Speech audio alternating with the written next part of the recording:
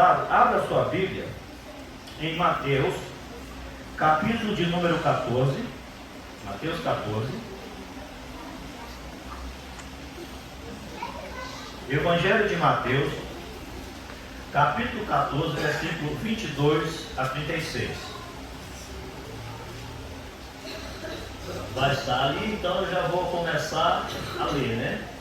Aqui diz o seguinte: e logo ordenou Jesus que os seus discípulos entrassem no barco e fossem adiante para outra banda, enquanto despedia a multidão. E despedida a multidão, subiu ao monte para orar à parte.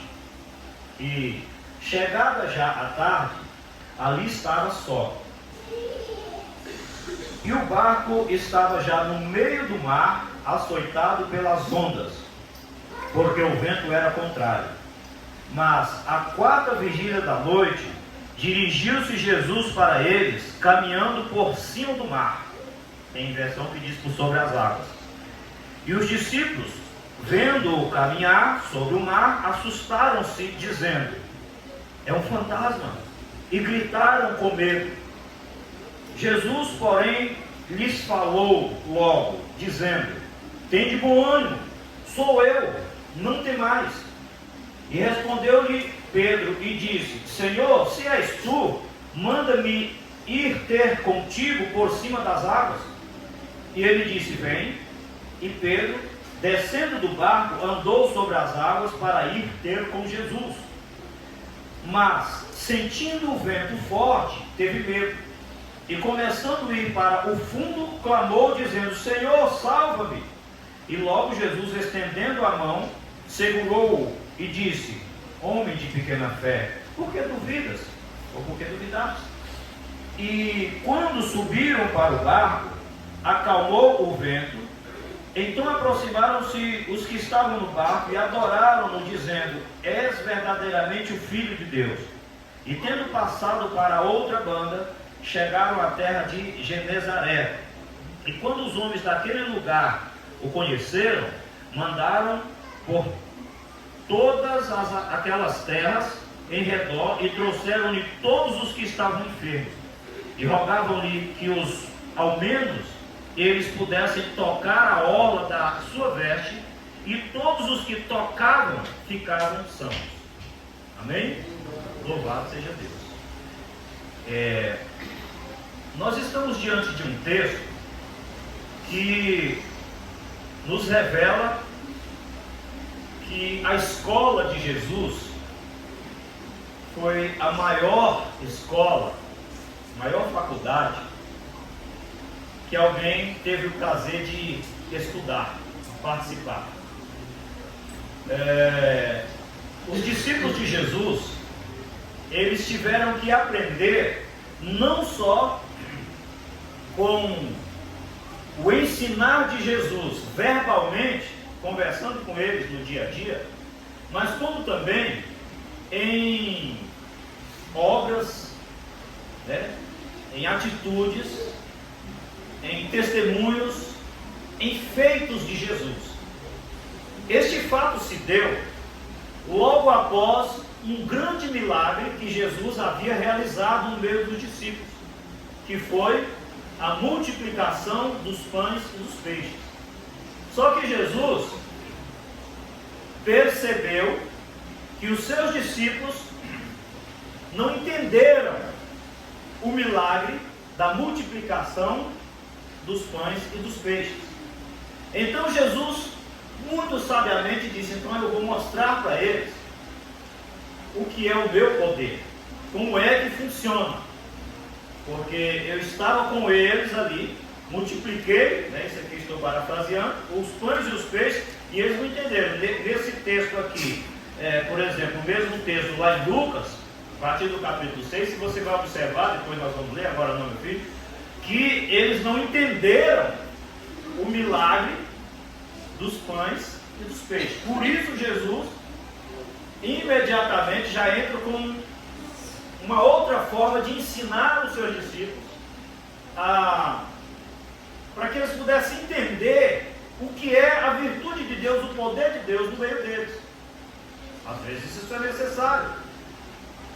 E não cremos no ouvir, não cremos na palavra, vamos ter que acreditar através de um milagre, através de algo, miraculoso, de algo mais palpável, mais visível.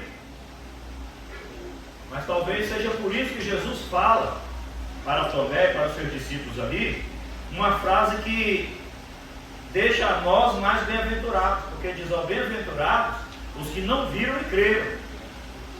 Tá. E esse texto aqui, ele parece um pouco com aquele texto que a gente leu aqui sobre Jesus acalma a tempestade. Por quê? Porque a situação era semelhante. Aquela situação, Jesus simplesmente chega para os seus discípulos e diz assim, ó, passemos para outra banda, não foi? Nós vemos aqui. Esse não. Jesus disse o seguinte, passem vocês para outra banda, eu vou ficar aqui com este povo. Olha a diferença que está aí. Então, aqui, irmãos, os discípulos receberam uma ordem específica de Jesus para uma missão sem a sua presença física. Jesus não estaria presente naquela missão, na outra ele estava. Ele foi junto. Passemos para outra banda. Agora aqui não. No versículo de número 22, diz assim, ó, e logo ordenou Jesus que os seus discípulos entrassem no barco e fossem adiante para outra banda, enquanto ele despedia a multidão. Ou seja, peraí, vocês agora vão cumprir uma missão sem a minha presença. Por quê? Porque quando estava com a minha presença, vocês duvidaram. Então agora vocês vão ter que entender o mistério. Aí foram, sem a presença de Jesus. A Bíblia diz que Jesus subiu ao monte e foi orar. No versículo de número 23, Rafael, está aí, E despedida a multidão, subiu ao monte para orar à parte. E chegada já à tarde, estava ali só. Então, observa que há um tempo. Isso aqui requer um período, um tempo. Ele despediu a multidão. Isso deveria... ou seja, o que era despedir a multidão? Aqueles que precisavam de milagre, de cura, de perdão, de misericórdia. Ele foi, entendeu? Atendeu todo mundo e dispensou o povo. Quando não sobrou ninguém ali, doente, necessitado, endemoniado, quando não tinha mais ninguém, aí ele subiu ao monte para orar. Isso requer o quê? Tempo, E o barco, onde já estava sem Jesus? Vamos acompanhar? Indo sem Jesus, o barco? Lá no versículo de número 24, o barco já estava no meio do mar. Olha que situação. Versículo 24, o barco estava já no meio do mar, só que tem um detalhe aqui, açoitado pelas ondas, porque o vento era contrário. O título da nossa mensagem é remando contra a maré. Às vezes vocês vão entender o porquê. Aonde encontravam os discípulos? No meio do mar, remando contra a maré, remando contra a tempestade. Remo para lá, remo para cá, vento contrário. E a palavra era açoitado. Você sabe o significado de açoitado? É chicoteado, é combatido, surrado, judiado. Por que essa situação estava acontecendo? O mar estava açoitando o progresso, o navegar daqueles discípulos. Por quê? Porque os discípulos estavam indo para um local sem a presença de Jesus. Essa palavra poderia ser diferente, Mas o que acontecia, ou o que acontece com as pessoas que tentam andar, progredir, navegar, ir sem a presença de Jesus, eles serão açoitados pela ação do tempo, pelo inimigo, pela vida, pela natureza, por este mundo violento. Não tente caminhar sem Jesus Cristo na sua vida. Olha, coloca Jesus no seu barco, coloca Jesus nas tuas finanças, coloca Jesus no teu casamento, Coloca Jesus no teu trabalho, na tua empresa, coloca Jesus no teu carro, nem sequer tome o volante do teu carro sem dirigir a Deus uma oração. Quer aprender a chegar do outro lado em segurança, protegido, guardado? Entrega tua vida, teus filhos, tua esposa, tuas finanças, tudo que tu tens, entrega nas mãos do Senhor e se possível não, e certamente diz o que Moisés, um homem que conhecia Deus, disse para Deus: Senhor, se a tua presença não for comigo, eu não saio daqui, não faça sair daqui. Eu preciso ir a Brasília, eu preciso ir a Planaltina, Goiás, eu preciso ir a qualquer lugar. Eu não irei se a tua presença não for comigo. Louvado seja Deus. O que aconteceu com os discípulos aqui? Jesus não estava com eles, porque Jesus estava em corpo físico ainda na terra. Jesus não estava no seu estado aqui, se assim pode dizer, onipresente. Né? O que é onipresente? Que está em todos os lugares ao mesmo tempo, presente em todo. Hoje ele está, como hoje ele aqui está. Jesus está aqui nessa noite. Graças a Deus. Posso tanto falar isso com tanta convicção, nunca errei. Jesus está aqui. Glória a Deus. Graças a Deus. E quero ver quem é que vai combater dizendo é mentira, né? Jesus está aqui, ele é onipresente, ele está aqui. Graças a Deus. Não só pela sua onipresença, mas ele prometeu. Ele disse: aonde estiver 2 ou mais reunidos em meu nome, aí estou eu no meio deles. Amém? Louvado seja Deus. E os discípulos então estavam sofrendo com a ação do vento, da natureza, sofrendo, tentando navegar sem Jesus. A gente às vezes tira Jesus de algumas causas da gente. Por exemplo, não vim falar disso aqui, nem estava nesse propósito, nada, mas nós falamos agora há pouco de uma coisa que liga, né? A compra de tudo, a construção de tudo. Você quer afastar Jesus das suas finanças? Não entrega o seu dízimo para você ver. Aí você tira Jesus das suas finanças, porque a Bíblia diz que com maldição sois amaldiçoados. Quem é que vai ter a bênção de Jesus se já recebeu a maldição? Com maldição sois amaldiçoados. Aquele que está na palavra, é a palavra de Deus. Esses dias eu estou ali conversando com os amigos de infância e resolvi falar com eles: olha, eu vou falar alguma coisa sobre escatologia e tal. E um deles também antes tinha falado sobre os dízimos que não tinha no Novo Testamento. Aí eu falei para ele, quando Jesus repreendia os fariseus ali, os publicanos, Jesus dizia: olha, vós que sabe por que eu estou falando isso? Porque tem muita gente que deixa de entregar dízimo da igreja porque ouve pastor de podcast, ouve pastores que não são pastores, são servos do inimigo. Aí ele diz: no Novo Testamento, onde é que está o dízimo? Aí eu fui mostrar para ele, naquele texto onde Jesus repreende os fariseus, repreende ali os publicanos, e diz o seguinte: olha, vocês que entregam o dízimo do cominho, da hortelã, do coentro, vocês devem fazer essas coisas e não omitir as outras. O que Jesus falou? Jesus estava tratando de dízimo. Ele diz: vocês devem entregar isso aí. É mandamento. Deve fazer. No Novo Testamento Jesus diz: você precisa entregar o dízimo e não omitir as outras. E eles omitiam, que era a santidade, que era as obras de Deus. Amém? Então, voltando aqui para o texto, o que acontece? O barco açoitado, e talvez a gente se encontra em situação como esses discípulos encontraram, remando contra a maré. Já pensou? Olha a frase aqui: o barco estava no meio do mar, já não tem, ali não dá mais pé, no meio do mar, não estava na beirada, açoitado pelas ondas, segunda situação, e o vento era contrário. Já passou por um momento da sua vida em que você, meu Deus, não prospero, eu até ganho um bom salário, mas parece que eu estou remando contra a maré? o vento contrário, não consigo organizar as minhas finanças, não consigo organizar a minha casa, não consigo organizar a minha família, eu não consigo organizar as minhas contas, eu não consigo organizar o meu cartão de crédito.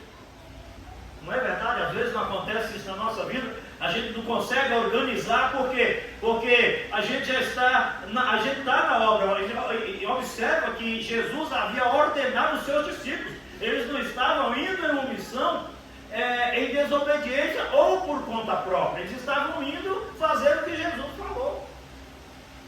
No mundo tereis aflições, mas tem de bom ânimo, eu venci o mundo. A aflição, o vento contrário, o açoitar do mar é contra a vida do cristão mesmo. Mas vocês vão ver, vocês vão entender o que tinha nesse texto. Nos versículos de 6, no versículo 3 a 6, nós vamos ouvir uma coisa muito interessante. Observa aqui, versículo em Marcos, né? Vamos lá para Marcos, eu quero ler isso lá em Marcos agora. Marcos, se não me engano, 6. Não, Marcos 6, Marcos 6, 45 a 48. Porque é o mesmo texto. Eu quero chamar a atenção para vocês, porque às vezes a gente lê esse texto e diz assim, mas tudo bem, foi um momento ali, ele orou, ele despediu ali a multidão, mas já foi socorrer os discípulos. Espera aí. E logo obrigou os seus discípulos a subir para o barco e passaram adiante para o outro lado, Betsaida, enquanto eles despediam a multidão. Vamos continuar. E tendo-os despedido ao monte, foi ao monte orar, né? Ok. E sobrevindo à tarde, estava o barco no meio do mar, e ele estava sozinho na terra orando. É o mesmo, mas espera aí. Que hora começa a tarde? Meio-dia, né? Meio-dia à tarde. Então quer dizer, quando Jesus, se você observar o contexto, era na parte da manhã, quando Jesus atendia a multidão, deu a ordem aos seus discípulos, eles foram, e quando a tarde chegou, eles já estavam navegando. Eles já estavam navegando depois do meio-dia. Olha aqui, ó. E chegava o que? A tarde, né? Sobrevindo à tarde, né? Outro lugar estava no barco, no meio do mar, orando em terra. E vendo que se fadigavam a remar, estavam fadigados, né? A luta estava grande, a dificuldade estava grande, ferrenha ali estava a luta, porque o vento lhes era contrário, perto da 4ª vigília da noite. Espera aí um pouquinho. Demorou aí. Você sabe que hora é a 4ª vigília da noite? Que hora que começa a 4ª vigília da noite? 3 horas da madrugada. Os discípulos estavam batendo remo de meio-dia até 3 horas da madrugada. Dá para entender isso aí? Você já parou para pensar nesse texto?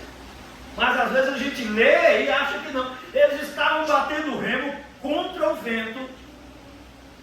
O sol se pôs, veio as trevas, o mar revolto, remo para lá, remo para cá, remo, e não saía do lugar. Um dia eu já remei, fui buscar uma canoa um dia que o vento levou, e o vento muito forte, esses irmãos que pescam aí, bater remo num barco, com vento contrário.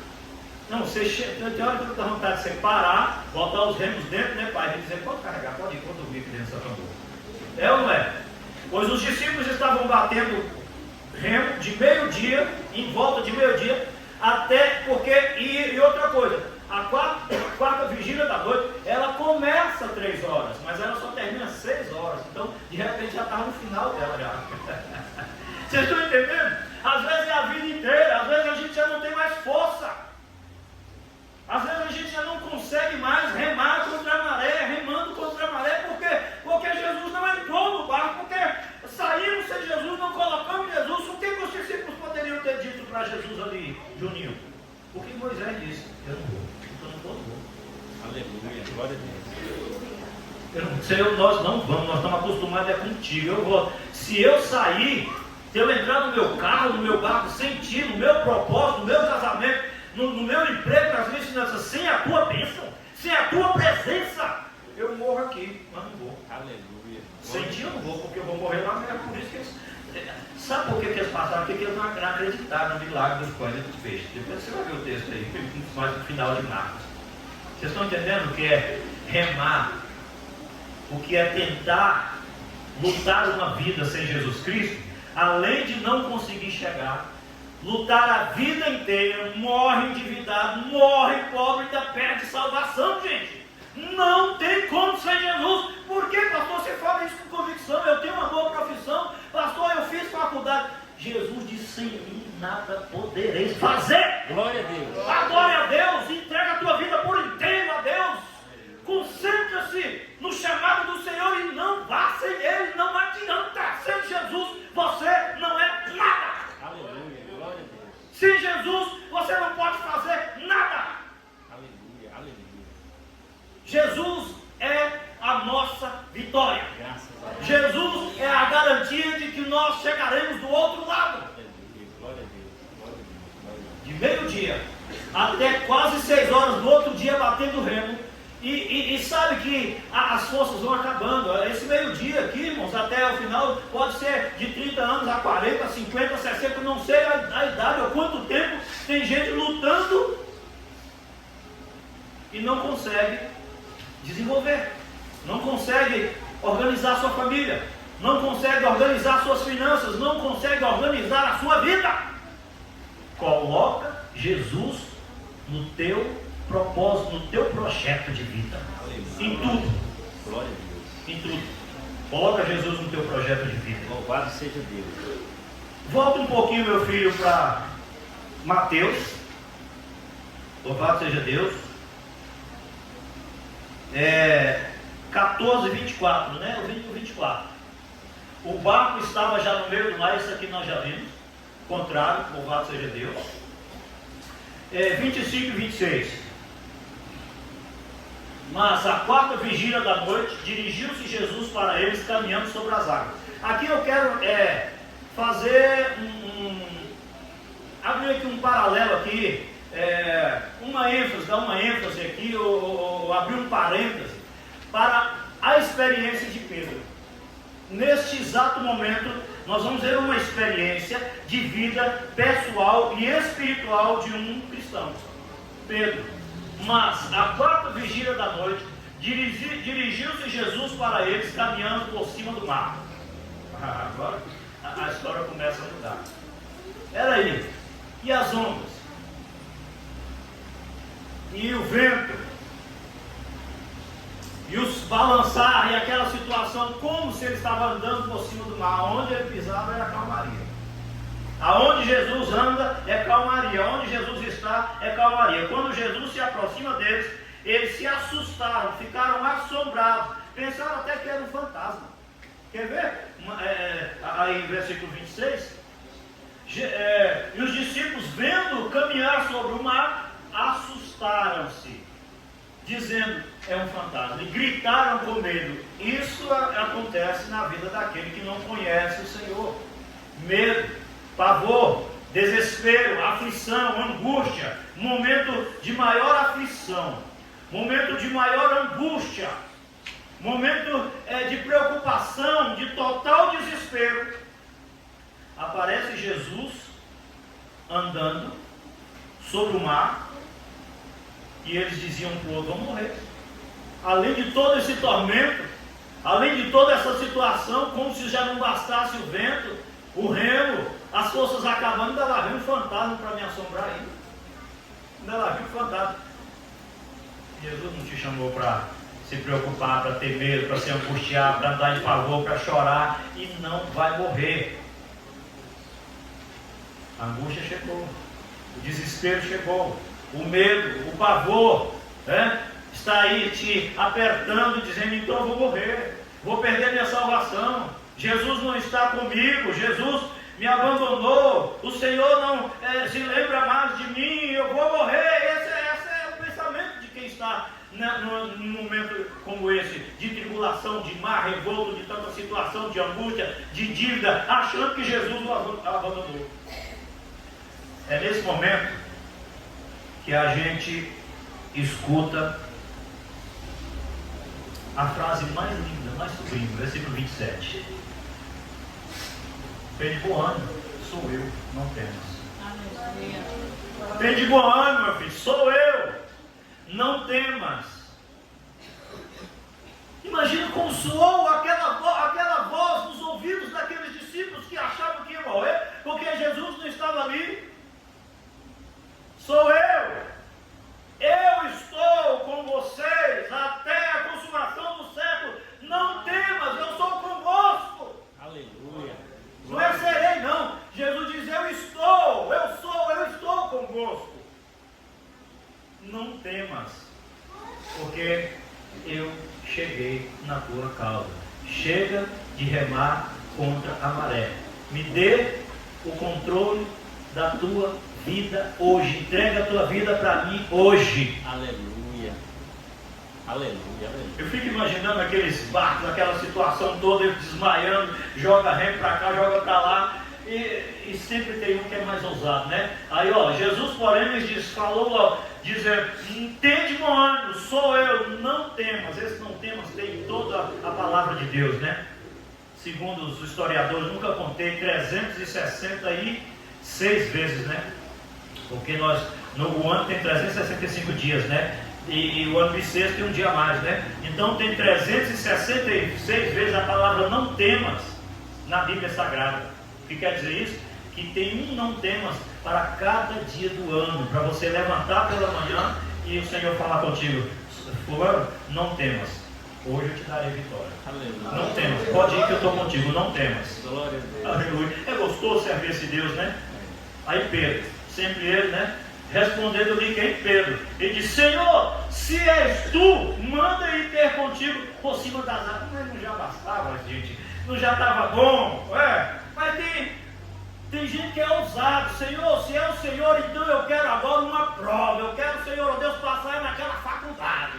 Aleluia. Senhor, se és tu, meu Pai amado, eu quero ser, meu Pai amado, promovido naquela empresa. Glória a Deus. Faz prova de mim. Está lá em Malaquias, né? Mas depois de, né? Fazer prova de mim, se eu não abriria as portas do céu para você. Senhor, se és tu, manda ir ter contigo andando sobre as águas. Sabe o que Jesus falou? Jesus me falou: não, rapaz, fica aí. Vem.